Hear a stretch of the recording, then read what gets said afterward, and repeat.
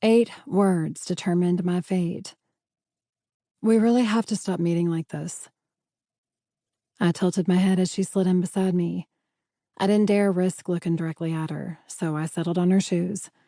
Hellfire red with a skinny heel at least 6 inches high. Stilettos in church seemed a little over the top, but judging from her posture, she wasn't seeking anyone's approval. Shh, I whispered, placing a finger over my lips. Of course. She gave a casual laugh as if our conversation wasn't about to get us both struck down. In front of me, scattered heads bowed like dominoes in prayer. Dipping my chin, I watched them under the protective brim of my blue hat.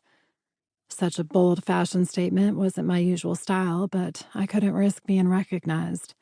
The gossip train traveled faster than the speed of light amongst Houston's tightly woven circles. Phones would buzz before I turned the ignition on my car. The guilty were always the first to announce someone else's sins. Every one of them spent the last 4 years turning a blind eye. Now it was too late for forgiveness. Leighton. Lies, all lies. I wanted to close my eyes and let it sink in how truly fucked I'd been. Was and now am, but I couldn't. The underboss in me fought to stay in control and show no weakness, especially not for her. Well, Leighton Harcourt, I said, keeping my voice flat. You seem to have made somewhat of a mess. Double meaning, aimed and fired on purpose. Dropping the basket of chips still in her other hand, she reached for the ends of her hair, rolling them between her fingers. The move stirred something feral in me. Years melted away, and a waitress in uniform blended into an expensive yellow dress as bright as the sun. Her shoulder-length hair suddenly tumbled down her back in soft waves that felt forbidden to touch. Then it all disappeared when she let out a string of curses I'd never heard fall from her lips and turned to grab a rag. Bending down to clean up the mess, she blinked a few times, as if banishing her own contaminated memories. Shit. I'm sorry, Brody. I'll clean this up. I didn't feel myself move from my chair, but I felt her stiffen the moment I knelt in front of her and took the rag from her hand. Allow me.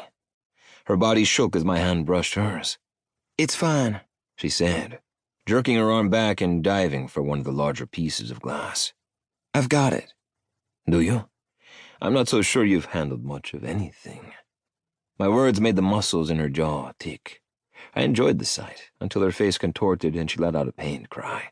She opened her clenched hand, and we both looked down at the small slice the shard of glass left on her palm. Blood seeped from the cut, dripping down her wrist and mixing with the beer still pooling on the floor. Why is there always more blood?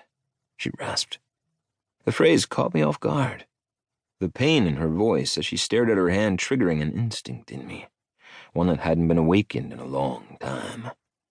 Keeping my eyes on her, I took her hand in mine and dragged the tip of my index finger through the blood in the center of her palm. Her breath hitched as she met my gaze. Everything around us disappeared, leaving only the collision of past and present sealed by blood.